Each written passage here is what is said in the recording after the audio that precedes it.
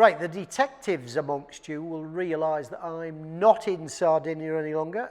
Come home to the freezing, wet, miserable place known as Blighty in the winter.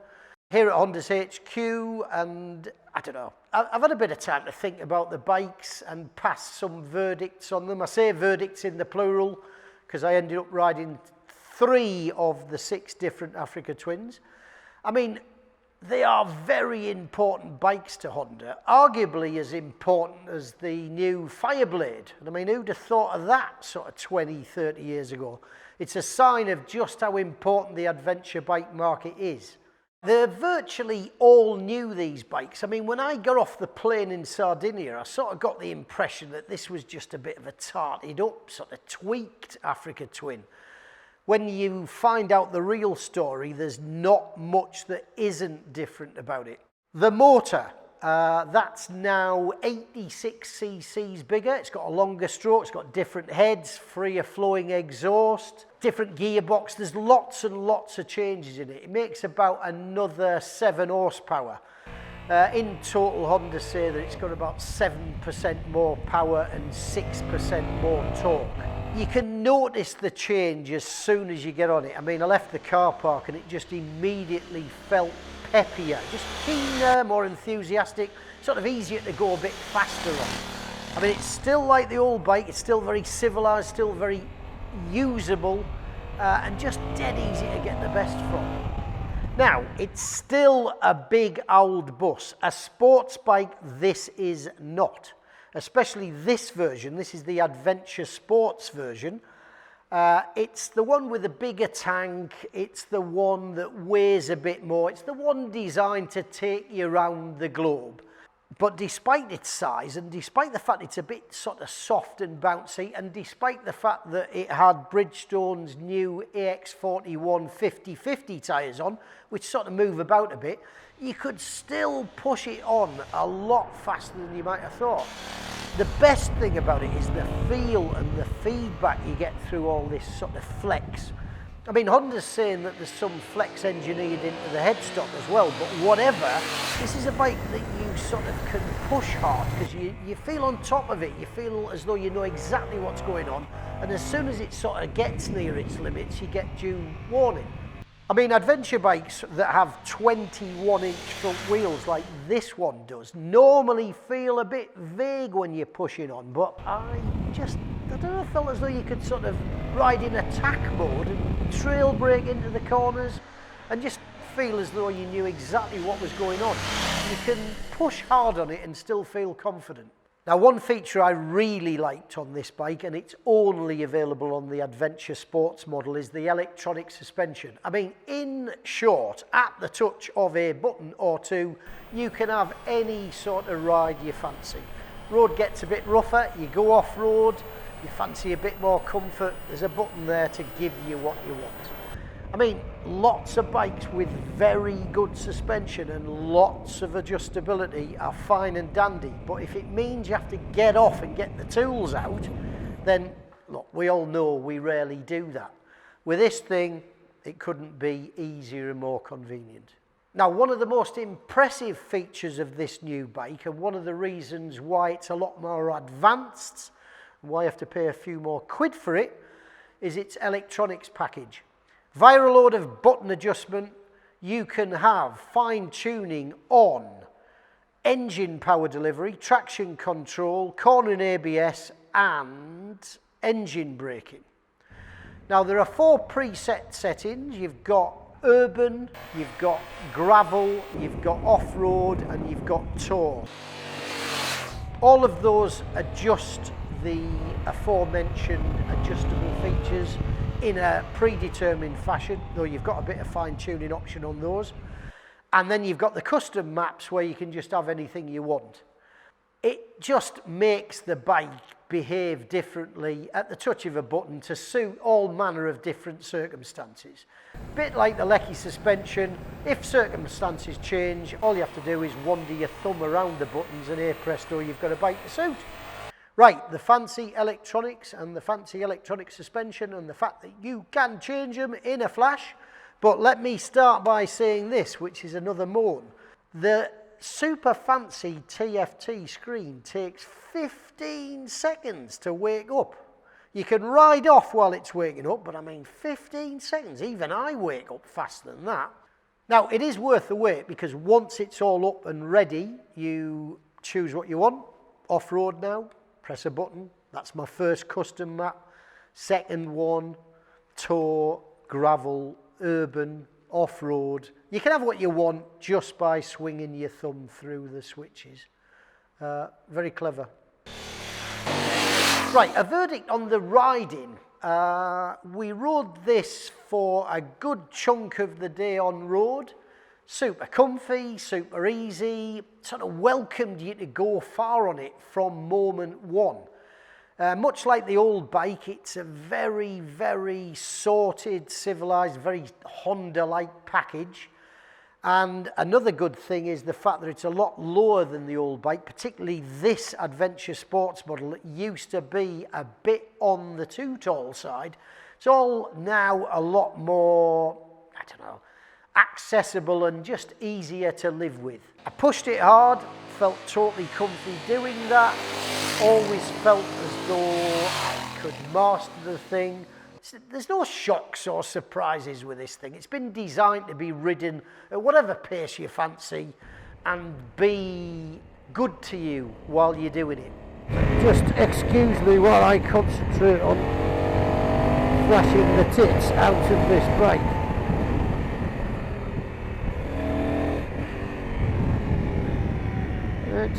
Listen, it's sporty enough, thank you very much. Sort of sporty safe rather than sporty mental and risky. Yeah, these Bridgestones are fine. You know, they haven't got the solidity of a normal road tyre, but they do have some good ultimate grip. Now, enough of the praise. Let's interrupt this praise, in fact, with a bit of criticism. Right, that screen, it's super tall and it's super protective, but don't like looking through this screen, man. You cannot adjust it via a button, which I think, given the price of this bike, is a bit of a shortcoming. The fact that you can't see through it so easily was a bit of a worry as well. Whenever I wanted to give it large, I started looking either over the top of the thing or to one side, just to see the road ahead with a bit more clarity. I don't like this bloody screen. I can't see through it well enough. It's a bit sort of distorted. And though that TFT screen is very fancy, looks the part, tells you everything you need to know, though it's got a touch screen option where you just belt it with the end of your finger, you can only do that when you're at a standstill. I mean, sort of, what's the point of that, lads?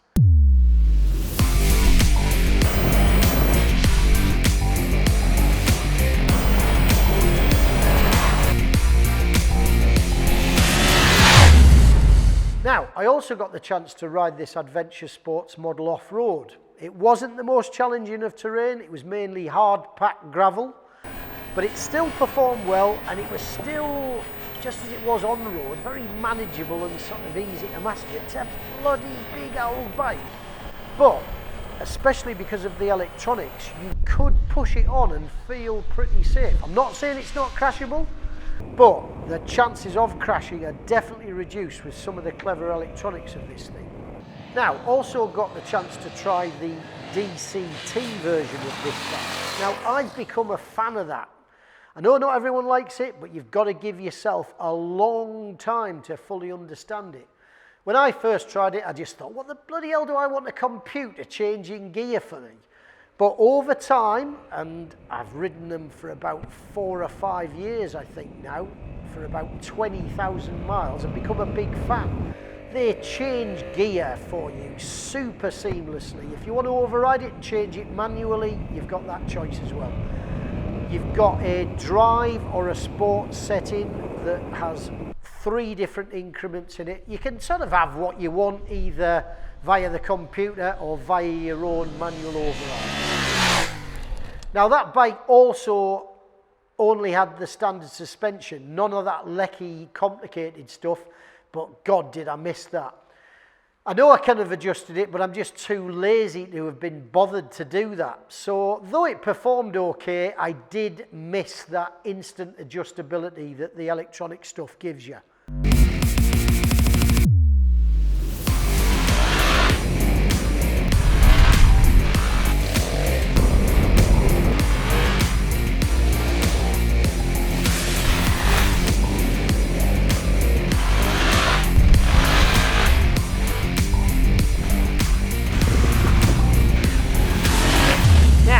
I also got to spend about half a day on this bike. This is the standard Africa Twin model.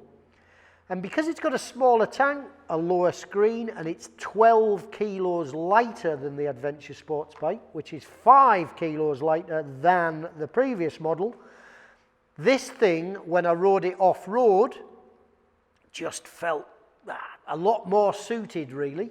This is the bike that just, because of its sort of smaller dimensions and lighter weight, just feels all the more sort of chuckable and pushable.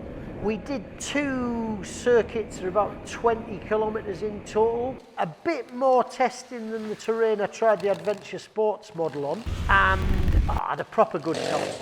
Got the chance to ride with one Mr. Dave Thorpe, former world motocross champion 3 times over. And he showed me how this thing could be pushed. Well, he did for about 100 yards because I couldn't see the dust after that. But definitely proved that it's got some almost better scope off-road. I don't know, there's a debate, but I felt better on this one than the bigger bike. Mind you, I will have a couple of moans. Unlike the Adventure Sports model, which has tubeless tyres, this does not. So if you get a puncture out in the wilds on this thing, you've got to get your spare tube or puncture repair kit out, rather than just being able to plug it like you can on the Adventure Sports tubeless tyres. And the other thing that I wouldn't have minded is the electronic suspension adjustment option. You can't have it with this bike.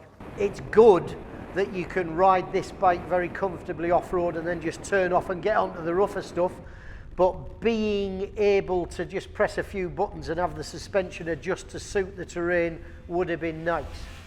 Mind you, it might not have lecky suspension, but it's still got the electronics package, and believe you me, that definitely saved me towards the end of the ride on this bike.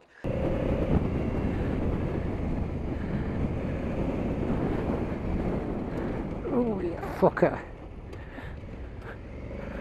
That fucking ABS definitely saved me there. I was definitely on any other bike going down, I think. You can just give it a big handful and let the computer do the rest. I came steaming into corners a bit too sharpish, and you just grab a handful of front brake and it just goes, look, we might be on gravel, you might be over at an angle, don't worry. And it definitely saved me. Definitely would have been on my arse without that. And just being able to adjust the traction, to adjust the settings to suit off-road in terms of the engine power delivery and those brakes, make this a much better package than the current bike, I reckon.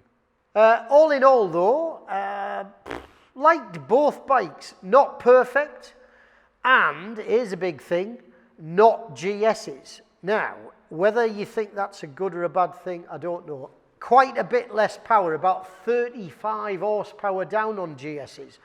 But because GS's, and quite justifiably, are as popular as they are, you see them everywhere.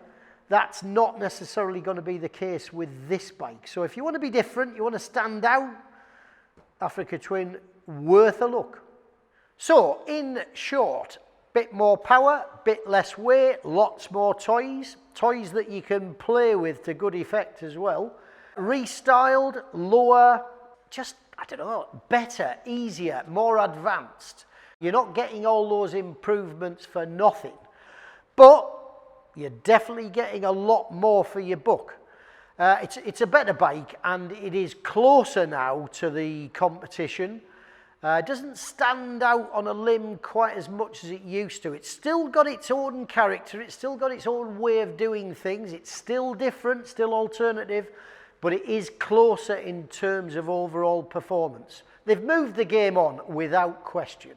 6 Africa Twins in total. You can have the Adventure Sports model, that's with or without DCT and with or without Lecky suspension, and you can have the standard model with or without DCT.